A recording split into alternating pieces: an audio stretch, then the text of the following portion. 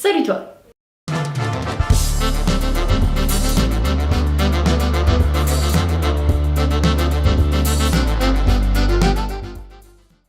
L'été approchant, on va bientôt se retrouver inondé d'articles pour nous montrer comment perdre nos quelques petits kilos disgracieux qu'il ne faut surtout pas trimballer à la plage. L'été dernier justement, je m'étais procuré un magazine féminin pour me tenir au courant des derniers régimes à la mode de l'été. Parce qu'il faut mieux connaître son ennemi pour mieux lui casser la gueule. Comme on peut le lire sur la couverture du mois de juin, moins 2 kilos en 7 jours, le nouveau régime Tahiti, une semaine entière de délicieuses recettes. Voyons tout d'abord qui a conçu ce nouveau régime miracle, un médecin.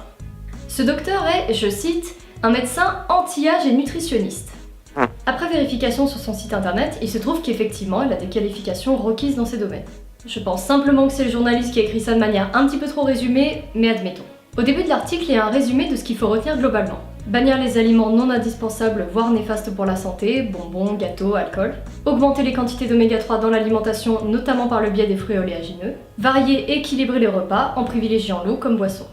Globalement, ces conseils sont très intéressants à suivre. Personnellement, j'aurais juste tendance à les nuancer. Pour moi, le type d'alimentation qui est résumé là ne doit pas être considéré comme un régime à suivre sur une semaine, un mois, mais plutôt comme quelque chose qu'il faudrait suivre à peu près toute l'année. Sans pour autant bannir complètement les aliments plaisir, les gâteaux, bonbons, alcool, viennoiseries, etc. Mais simplement en réduisant leur fréquence de consommation. Par exemple, si on boit 2-3 verres d'alcool ou de soda durant le week-end, il n'y a pas de problème. Par contre, si c'est tous les jours, là par contre, il faut essayer de réduire un petit peu. Concernant le fait d'augmenter la consommation d'oméga 3 dans l'alimentation, il est effectivement particulièrement intéressant de soulever ce point. En effet, les oméga 3 jouent un rôle très important dans la prévention de beaucoup de maladies, ils sont anti-inflammatoires, mais malheureusement trop peu présents dans l'alimentation de la plupart des Français. Pour rappel, les oméga 3 sont contenus majoritairement dans ces aliments. L'huile de colza et l'huile de noix qui ne doivent pas être cuites pour conserver ces oméga 3, et les poissons gras, sardines, maquereaux, thon rouge, saumon. Concernant le fait d'équilibrer et de varier les repas, je suis totalement d'accord, idem pour l'eau comme principale boisson. Jetons maintenant un petit coup d'œil à ces super menus. Le lundi, petit déjeuner, thé ou café plus 2 grands verres d'eau, porridge d'avoine, lait de coco, 1 cuillère à soupe d'huile de coco, banane en rondelles. Ça fait beaucoup de flotte dès le matin. Bon, Pierre, tu me diras, c'est pas grave, tu vas juste pisser toute la matinée. Ah, et le porridge, moi personnellement j'aime pas trop, après je respecte, chacun ses goûts. Avec de l'huile de coco. Au déjeuner, céliche de dorade avocat gingembre plus riz, panna cotta au coulis de mangue. Ah oui, parce que je vous ai pas prévenu, mais faut un budget de ouf pour arriver à manger comme ça. Au goûter, tiens ouais, effectivement il y a un goûter imposé à chaque fois. Donc au goûter, un verre de lait d'amande et une poignée d'amandes. Ça fait beaucoup d'amandes. Au dîner, 2 œufs durs plus salade verte, carottes, radis, concombres, tomates, champignons, persil et ciboulettes. 2 citrons verts pressés dans un verre d'eau tiède, plus une pincée de cannelle, plus une cuillère à soupe de fleurs d'oranger. Bah si t'arrives à boire ça, chapeau. On se comprenne bien, tu vas crever de faim à ce repas. C'est juste une putain de salade et y a rien d'autre dedans. Non et puis le coup du verre d'eau tiède.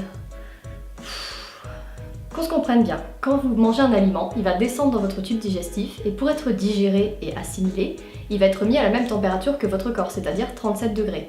Donc que vous mangez un truc froid ou chaud ou tiède, votre corps il en a rien à foutre, il va le mettre à 37 degrés. Donc on s'en fout, sincèrement. Et puis réussir déjà à boire de l'eau tiède, je trouve que c'est pas évident, mais avec du citron, de la cannelle et de la fleur d'oranger, moi perso ça me fait pas envie, après si vous voulez tester, vous faites ce que vous voulez, je m'en fous. Et leur salade là, en fait il n'y a pas de vinaigrette. Donc en plus salade sèche, c'est bon Génial.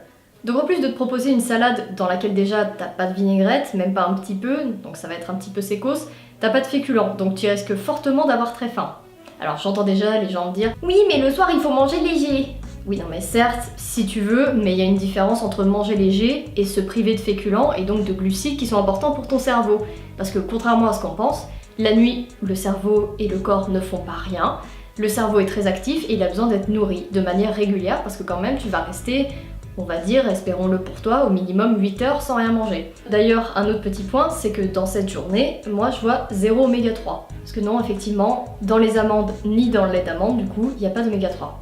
Bon, et si on voulait rendre cette journée un petit peu plus équilibrée, on peut par exemple déjà rajouter une vinaigrette à base d'huile de colza, donc pour les oméga 3 dans la salade, et puis en plus ce sera moins sec, ce sera un petit peu plus agréable à manger. Et à la rigueur, pour ajouter un peu de féculents, tu peux par exemple remplacer le riz du midi par des pâtes et utiliser le riz du midi que tu auras cuit pour agrémenter ta salade avec tes œufs durs, ta salade verte, etc.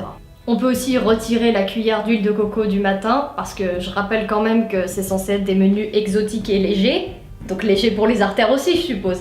Ce que je voulais préciser aussi, c'est que si vous aimez ou que vous avez l'habitude de prendre un goûter, bon bah très bien, ce truc-là, ça s'adapte parfaitement à vous. Bon, en l'occurrence, faut aimer les amandes, hein.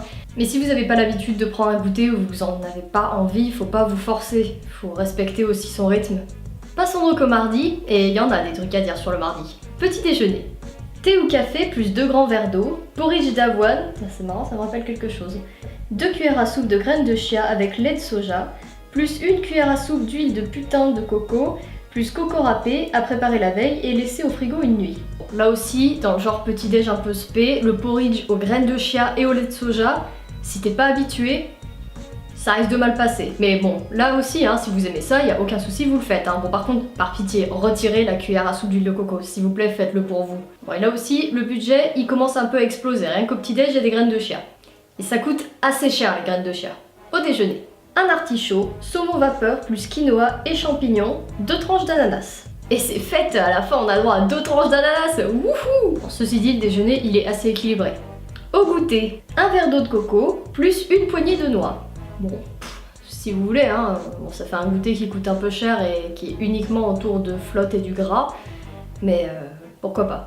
Vraiment, je vois vraiment pas l'intérêt de l'eau de coco, il y a très peu d'intérêt nutritionnel et c'est principalement de la flotte. Donc bon, autant vous prendre juste un verre d'eau. Mais on notera quand même que ce jour-là, du coup, il y a du saumon et des noix, donc au niveau oméga 3, on est bon.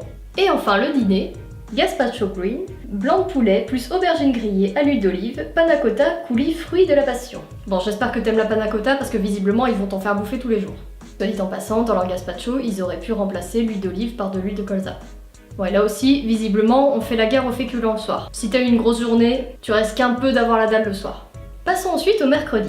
Petit déjeuner. Thé ou café, plus 2 grands verres d'eau, 2 œufs brouillés, plus 1 verre de jus de carotte et citron. Alors autant les 2 jours d'avant, je disais pas, au petit déjeuner, au moins t'étais bien calé dans la matinée, mais alors là, avec juste 2 œufs brouillés, je sais qu'ils t'ont rempli le ventre avec de la flotte, mais c'est pas ça qui va te caler. Ensuite, le déjeuner. Émincé de volaille, ail et gingembre, plus lentilles et carottes, mâche, soupe de fraises et menthe. Non mais la mâche, vous voulez dire la mâche toute seule? Ils ont un problème avec les vinaigrettes, je pense. Ah c'est sûr, les 1900 kcal par jour, tu peux y arriver sans vinaigrette, mais ça va être un petit peu dégueulasse. Bon, mais je vais pas trop gueuler, mis à part ça, ce repas-là il est assez équilibré. Le goûter. Panna cotta saveur framboise et thé matcha. Ah, je t'avais prévenu qu'ils t'en feraient bouffer tous les jours de la panna cotta. Et enfin au dîner, gambas plus riz et asperges avec filet d'huile d'olive et citron et pastèque 2 tranches. Pas plus, hein, parce que ça fait grossir. Plus, il n'y a aucun oméga 3, donc je pense que la meilleure des solutions, ça serait au minimum de remplacer l'huile d'olive du soir par de l'huile de colza. Et j'adore leur précision de 2 tranches de pastèque, parce que franchement, s'il y a bien un fruit où vraiment tu peux te lâcher, c'est quand même la pastèque, c'est que de la flotte. Regardons un peu la recette de leur panna cotta. 4 feuilles de gélatine, c'est pour les produits chimiques, 20 cl de crème liquide, 50 cl de lait de coco light, 120 g de sucre, 1 cuillère à café de thé matcha, 30 g de copeaux de coco, 250 g de framboise, 125 g de myrtille et de la menthe. Non mais les gars, ça sert à rien de se faire chier à mettre des trucs light en fait, parce qu'un truc avec 20 cl de crème plus 50 cl d'un autre type de crème, c'est pas la peine que ce soit light, hein, ça sera quand même super gras ta panna cotta, donc ça sert à rien. Passons au jeudi. Petit déjeuner. Thé au café, plus 2 verres d'eau, muesli avec une banane, plus 5 noix. C'est important les 5 noix, hein. Pas 6 parce que ça va changer le cours de ta vie. Là aussi, muesli avec une banane plus 5 noix, je pense que tu vas un peu avoir faim. Non mais c'est génial parce qu'ils te disent bien 5 noix, par contre ils te donnent pas la quantité de muesli, donc en fait on s'en fout. Hein. Ensuite, au déjeuner, poulet au curry vert et coco, plus riz et poivron et une pêche. C'est moi, on mange de moins en moins à midi. Je comprends pourquoi il y a besoin d'un goûter, hein, parce que si tu crèves la dalle le midi, c'est normal que t'aies faim au milieu d'après-midi. Et tu sens quand même que la noix de coco c'est à la mode, hein, parce qu'ils t'en font bouffer tous les jours. Les produits laitiers, on sait plus ce que c'est, hein. Le calcium, on s'en fout, y a pas de souci. Oui, parce qu'effectivement, dans le lait de coco, il n'y a pas du tout de calcium. Et depuis le début, moi je pensais que leur panna cotta, ça amenait du calcium, sauf que, comme c'est de la crème liquide avec du lait de coco, en fait t'en as pas. Donc depuis le début de la semaine, t'as pratiquement pas de calcium. Génial. Mais passons au goûter. Fromage blanc entier. Oh, mais j'ai parlé trop vite. Plus une barquette de fruits rouges saupoudrés de gingembre. Mais pour l'instant, je dois admettre que c'est le seul goûter qui ressemble vraiment à un goûter. Et enfin au dîner, velouté de petits pois, crevettes, plus avocat, plus salade verte et herbes et une pomme. Bon, on va dire que le dîner, ça passe à peu près. Passons alors au vendredi. Petit déjeuner. Thé ou café, plus 2 verres d'eau, yaourt nature, plus dés de mangue, 1 cuillère à café de poudre de spiruline, plus 1 cuillère à café de miel à la gelée royale. Bon là, le budget, wouhou!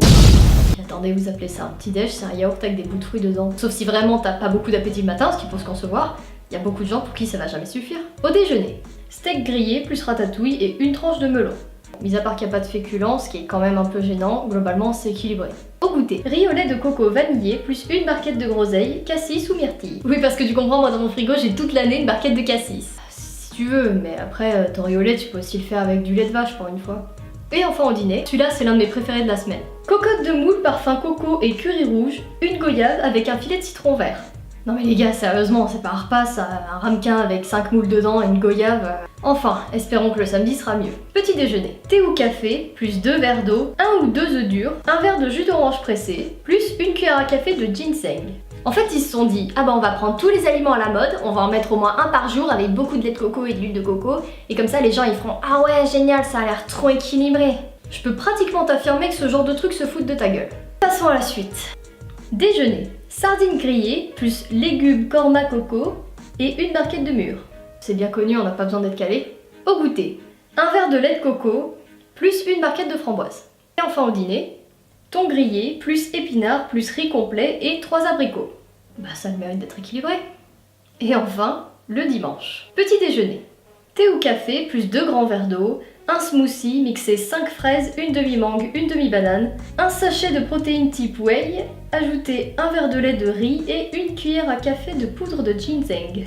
C'est vrai que cette semaine où il y avait de la viande, du poisson et des œufs pratiquement à tous les repas, elle n'était pas assez riche en protéines. Alors, ça me semble effectivement important de rajouter des protéines en poudre, bien chimiques en plus. Sans oublier la cuillère à café de poudre de ginseng évidemment qui fait toute la différence. Bon on va passer à la suite sinon je crois que je vais m'énerver. Déjeuner. Calamar en cocotte avec concentré de tomates et herbes plus riz au curry. Alors là carrément ils en ont plus rien à foutre, ils mettent même pas de dessert. Au goûter, un verre de kéfir avec une demi-mangue. Pourquoi pas? Après pourquoi tu peux pas manger la mangue en entier, franchement, c'est pas la demi-mangue qui fera une différence. Et enfin au dîner, si on peut appeler ça un dîner, papaye verte et poisson cru mariné. C'est un repas ça? Restons calmes. Je vais au moins regarder la recette, si ça se trouve c'est un plat qui est super complet et ça justifie qu'il n'y ait rien à côté. Une demi-papaye verte, une demi-chayotte. Quoi, t'as pas de la chayotte dans ton frigo toute l'année toi? 4 brins de coriandre, une cuillère à soupe de noix de cajou concassée, un citron vert, un citron jaune, une cuillère à soupe de sauce d'huître. Putain, je savais même pas que ça existait la sauce d'huître. Ça a l'air dégueulasse comme ça à première vue. Non, effectivement, c'est juste de la papaye avec un peu de chayotte, des carottes et du poisson, mais mis à part ça, c'est tout. En fait, je pense que là, ils en avaient marre, ils étaient fatigués, alors ils se sont dit ouais, on va écrire ça, ça ira bien. Et sans compter qu'une fois de plus, la papaye, la chayotte, on est sur un budget qui est énorme. En conclusion, ce qu'il faut retenir de cet article, c'est que globalement, on nous sert encore l'un des derniers régimes à la mode. Mais personnellement, je le trouve assez difficile à appliquer, déjà parce que le budget crève le plafond, et deuxièmement parce qu'au niveau nutritionnel, il est pas si intéressant que ça. Les recettes contiennent notamment beaucoup d'huile de coco, dont on connaît les effets néfastes, et vous connaissez mon avis là-dessus. Les oméga 3 ne sont pas présents chaque jour, et c'est très regrettable, sans compter les repas qui contiennent pas du tout de féculents. En bref, tous les conseils ne sont pas mauvais dans ce régime, mais il est loin d'être parfait ni facile à suivre. D'autant plus qu'un régime, et d'autant plus sur une semaine, ça sert absolument à rien. Par contre, ce qui peut être intéressant, c'est d'essayer de manger de manière variée et diversifiée à peu près tous les jours de l'année. Et bien sûr, de se garder des moments plaisir, c'est important, mais le tout c'est de savoir les doser. En fait, ce qui pourrait être bien de faire, c'est par exemple toute la semaine on essaie de manger à peu près équilibré et le week-end on se lâche un peu plus. Enfin, encore un régime à la con. Sur ce, on se dit à la prochaine vidéo. Salut!